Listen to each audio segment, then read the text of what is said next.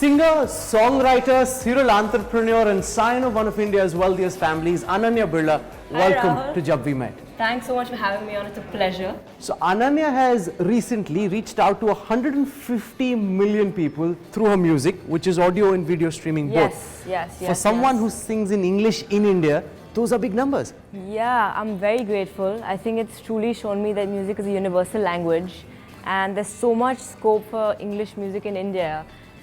Super grateful, and it's really motivated me to continue to do what I love. So Ananya, everyone in India, or most people, sing Bollywood Hindi numbers. Yes. And here you are banging away in English and doing quite well. Thank you. Yeah, it was very frustrating initially. Bollywood dominates our country, which is lovely. I've listened to Bollywood music and Hindi music all my life, so it's beautiful. But people said it wasn't possible. People didn't accept me because of my surname. You're not good enough. You don't have what it takes. There's no scope for English music in India. So it was very frustrating initially. But I think the most important thing was, I knew that my heart was in this and I didn't want to do anything else in my life. I couldn't envision myself doing anything else, and I loved it so much. So I was in Davos recently, Yeah. and we did an episode of Jab We Met with the likes of Rishad Premji, Adar Poonawala, Sanjeev Bajaj, Pirosha Godrej, all of whom have picked what is the typical route or your typical expectation around the sign of an Indian industrialist, right? You're a complete extreme. You've gone and said, hey, this is my course, I'll do my own thing. So people say never normal, but it doesn't come from a place of being rebellious or any of that sort. It's truly just what I love doing. My purpose from a very young age, I knew, was God's given me this platform and I need to reach out to as many people as possible and create an impact on these people in the most positive way possible, and I think music does that. So it's not coming from a position of angst and No, rebellion not at against all. the established industrial order. Not at all, because I started Swatantra, which is a microfinance company which is completely business oriented at the age of 17. So I love business as well. I support my father in many different ways. I seriously look up to my forefathers greatly, and I would love to be part of that at some time. How did music happen?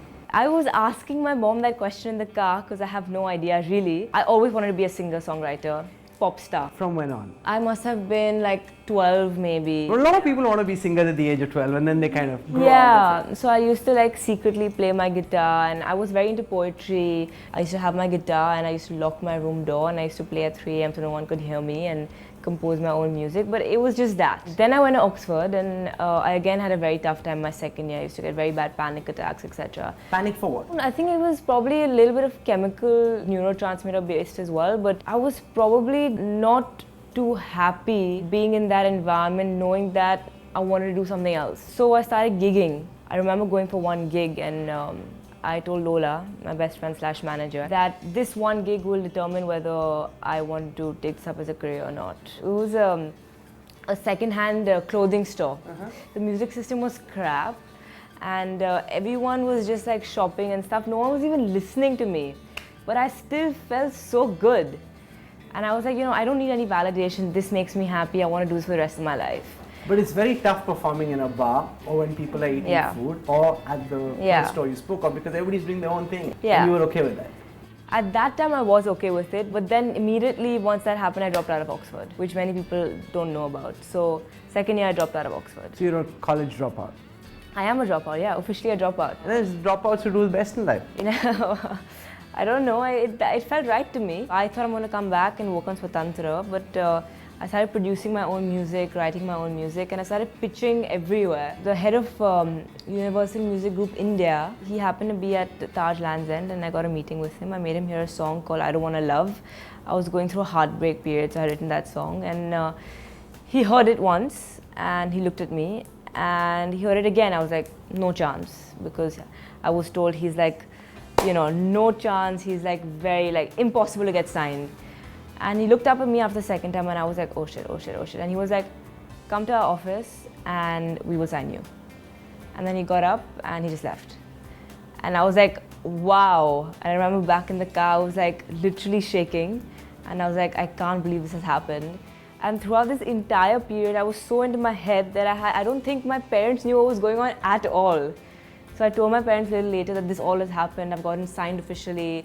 I'll be releasing my own music. So This is your pad. This is where you spend a lot of time. Yes, it's my space. I feel like home here. There are many special things around which mean a lot to me. My guitars are here. Which one's your favorite? This one actually, the Taylor. That's where I composed I Don't Wanna Love on this song, which got picked up by Universal. And I see some middle fingers pointing to the world as well. I don't think it's pointing to the world. I think it's just, initially I got so much hate. You know, people said some very rude things saying, you know. What did they say? So there was one comment that really got to me. It said something like, heard your song and got cancer. Like, felt like I got cancer. And my grandfather passed away with cancer. Why would someone say something like I don't know. Fair enough. I mean, not the best thing to say. So in that period, I sort of realized that you should be unapologetic. Sorry, not sorry. And I'm going to continue what I'm going to do. There will be love and hate. And so when I have periods of feeling like, why am I doing what I'm doing, blah, blah, blah, I just look at that and I realize that, you know, all the haters out there, you know, and just, you know, there's so many lovers and focus on that. And I look at that and also realize that if there's no hate, you haven't reached out to enough people. Because everyone cannot love what you're doing. Sure. So I want to show you something actually that I've not shown anyone. It's one of my favorite quotes that my mom actually taught me whenever I used to feel very pressurized. She said, the only thing that you can do is try your best. So if you stand here, you can see, do your best and leave the rest to God. Nice. You got it all across. Yeah. So it's a great reminder that all I can do is really try my best. The consequence or the result is not really in my hand. And then there's a doha which says, Kaal kare so aaj kare so ab, pal mein pralay hoegi, bahuri karega kab. For me, this means that life is too short. Follow your dreams, do what you want to do, because all we have is right now, the present moment. So there'll be a lot of people who'll be watching Ananya. Yeah. Who'll see you on India Today. Yeah. And say, hey, this girl's lucky because of her surname. Yeah. She is at the end of it her father's daughter. Yeah. And if anybody else was trying to do the same thing, it would be a lot tougher. Universal wouldn't have gone for them. How does this weigh on you? Does it? So Universal didn't get in touch with me. I got in touch with Universal. Universal was very hesitant initially because of my surname, and they wanted to knock my surname out, saying you should go by Ananya and not Ananya Birla. What's the problem with the surname? Fair enough, they were coming from a place of that people won't accept you, people won't accept us, so they were very hesitant. Well, they didn't want the name there as opposed to having it there as a plus on. Yes. So I said no, I want it. There are many things that I would not have if it wasn't for my family, especially in my personal life. However, I have built at least 80-85% of what I have today by myself. I don't want to come across like I'm not grateful, because I am very grateful. I live to hear them say, I am proud of you. Do they like the choices you've made? Yeah, very much so. I took my mom to a gig in Hyderabad and she couldn't stop crying. And I dedicated a song to her, and you know, all the fans coming up with tattoos and letters, and you know, she was realizing that my the vision that I have, which to actually impact people through my music, is actually happening. And that's all Indian mothers, so happy to see their children we do make well. fun of her saying that she's got a tear machine, we say, because she cries after everything. But she's wonderful. Parents are wonderful. My dad's wonderful. So for your music career, has the Birla surname been an advantage or a disadvantage? I wish I could say advantage, but it's been a disadvantage for my music career. People didn't agree to even hear my music because of my Birla surname. They prejudged you. They had a prejudice. She's gotten it easy, not talented enough. But now I think the respect that people are giving me, saying that even after she's gotten this surname, she's taking up what she's doing. And so do you think you have to work twice as hard because of your surname to try and prove to people that you are a genuinely talented musician? Yeah. Initially, yes. Sky. Come here, baby, come here. That's Sky? Yes. Oh no. He's letting everyone know where they get off. They're in his space. So she is very possessive about me, super possessive. Don't come too close, she may snap. Just She snaps. Do you want to see? Oh, yeah, she's totally possessive. Nobody come close to Ananya, she says. Oh, thank you, baby. You gave me a kissy after so long. She's my John. My next tattoo is going to be of her paw. Nice. Sky, do you want to push the door in? Come on, let's go. Sammy, mommy, coming.